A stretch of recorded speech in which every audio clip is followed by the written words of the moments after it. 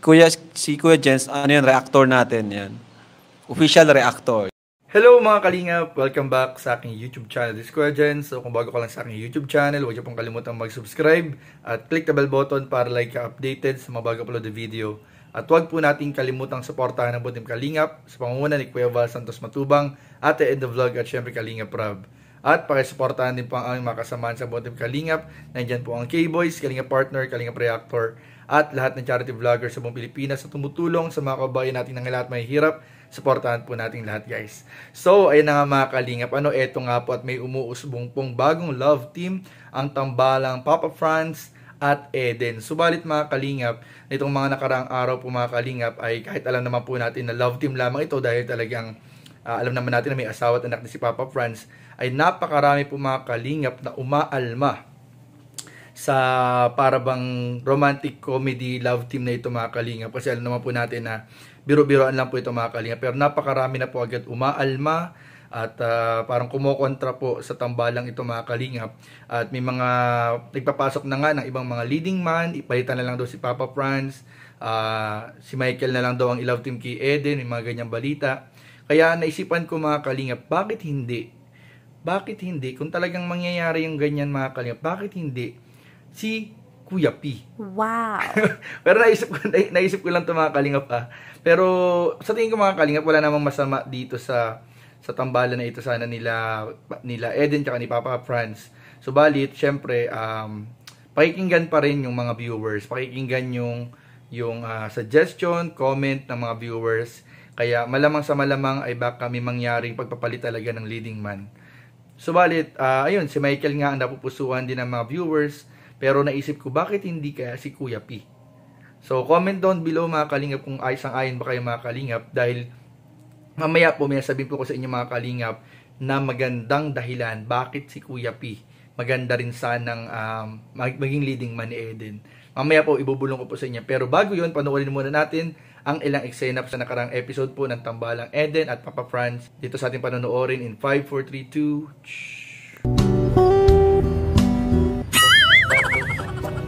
Eden! Ay! Ano ba ginagawa niyo ako dito sa Papa Franz? Ako yung susundo sa'yo, hindi ako si Papa Franz. Ako si Ken. Ken? Ken. Hindi ko Ba't ano po? Parang galing kayo ng school. Siyempre, estudyante ako. Kaya ganito. Kauwian pa lang kami. Actually, hinintay talaga kita dito. Kasi sabi nila, pag ganitong oras, alas 5, ma-out ka na, malabas ka sa school. So, yun. Susundin ka. Kapag po kasi si Papa Franz doon. Sabi nang hindi ako yun Baka kamukha ko lang talaga. Siya po.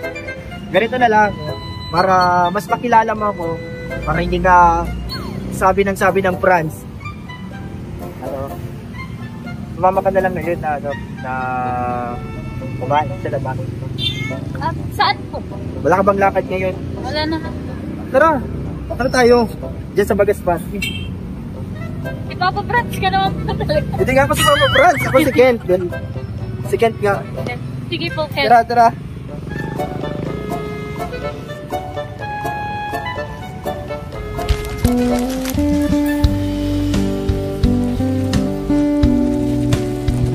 So, we're here. Okay. Do you know this place? Wow! Ang ganda dito, nakaka-relax. Opo, ang ganda po. Tara, dito tayo. Siya mo dito. Kasi dito sa place na to, napaka-fresh ng lugar, nakaka-relax. Siyempre, kapag busy tayo sa school, sa dapat gawa araw-araw, sa mga kinakabisa, ulit na magtambay dito. Pwede sa mga atili, mga nagmamahalan. Tapos, syempre yung mga nagmamahal pa lamang, pwede dito sa place na to. At sana na-enjoy natin ito. Maganda yung panahon ngayon. Hindi makulan. Hindi po ngayon. Hindi ka nagsasalita. Ako wala po. Ganda lang po ng Kanina ka pa kasi Sige ka lang tingin, parang hinahanap ng iba. Eh, wala naman. Tataka ka pa rin. Tatanong sa sarili. Ay, ano po kasi, di po kita nakikita sa school. Ngayon lang po na nakikita. Di man talaga punta ka dun sa base na nyo eh. Ay, ano po? Parang, Sa ano ko yata ito kaibigan ko, mali yung nasuot ko. Kanina pa kasi ako dun, alas 3. Nagkakabisa ako nung para sa recitation namin bukas. Habang sabi ko, habang nag-i-day sa'yo kasi alas 5 pa daw, alas 4 ko, medya pa yung game mo out. So, kinakabisa ko muna yun. Mga part yung sa recitation namin bukas. ano po itong year niyo? Ano na, 4th year, mag-graduate na ngayong taon na ito. Sana nga, hindi, ibang course. Kala ko nursing. Ano pong course? Sana ako sa communication. Communication. Kaya medyo mahirap yung daanan namin for mga recitation, mga pinapakabisa. Basta marami. Lalo na siguro sa interview kasi nursing, tama. Tara, edit, tayo. Nasa pang kapagod ito kayo.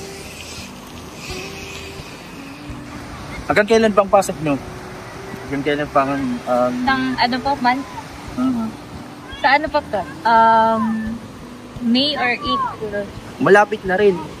Siguro ano din, sobrang busy nyo na talaga ngayon kasi Ano po, pag kasi hindi ako nag-transfer, wala pa akong vacation. Kasi may ano po pa, may aaralin pa.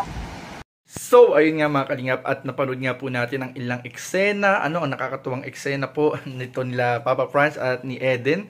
Alam niyo mga kalingap, ang katotohanan po dito mga kalingap ay kaya naman natin na hinahanapan talaga din ng mga love team at ng leading man ng ating mga beneficiary.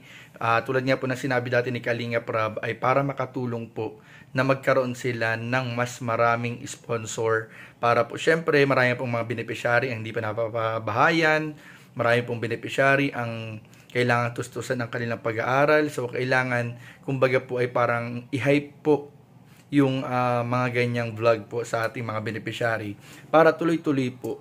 At isang malaking bagay po mga kalingap ang nagagawa ng Love Team para po magkaroon ng sponsor, para mas maraming ma-hook sa ating mga beneficiary. Kumbaga po ay mas maraming tumulong.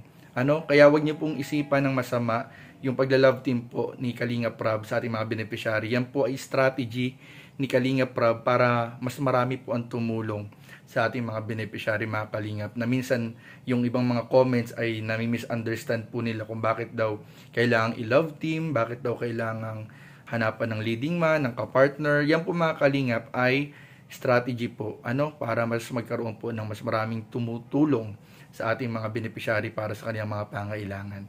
So, ayun po mga kalingap. At kanina nasabi ko na, ayun, okay naman sana mga kalingap yung love team ni Papa Franz at ni Eden. Or yung ginagawa nilang yan, na nakakatawa lang, para nakakatawa. Parang good vibes lang at comedy lang talaga mga kalingap. Pero napakarami na pong umaalma din ng mga viewers at sabi nga daw, palitan lang daw ang leading man. So, kanina nabanggit ko, ang napupusuan talaga ng mga viewers si Michael. Pero alam niyo ba mga kalingap, si Kuya P po, si Kuya P ay pauwi po ng Pilipinas talaga. Pauwi po ng Pilipinas si Kuya P ngayong April. So, meron po siyang ilang buwang bakasyon o ilang linggong bakasyon po dito. At alam niyo, napakaganda pong i-love team din sana si Kuya P kasi nurse po si Kuya P. So, since nursing po ang kinukuha ni Eden, ay magkakaunawaan po sila mga kalingap pagdating sa profession at sa mga hilig. Dahil nga nursing si Eden, tapos nurse naman si Kuya P sa ibang bansa. So, magagabayan niya. At maibigay niya ng advice para pagbutihan yung pag-aaral at in the near future, mali natin makapag-abroad din si Eden sa ibang bansa. So, makapagbigay ng advice si Kuya P. Tapos, alam niyo ba mga kalingap, wala ding girlfriend si Kuya P. Naku, napaka-available po mga kalingap. Kaya kung merong isa man na pwede ring i-love team sana kay Eden, parang naupusuhan ko dito si Kuya P. So, comment down below mga kalingap kung anong masabi po ninyo. So, yun lamang po at maraming po salamat sa inyong panonood. Please don't forget to like, comment, share, and subscribe sa ating mga video. Maraming po salamat. God bless. Bye-bye.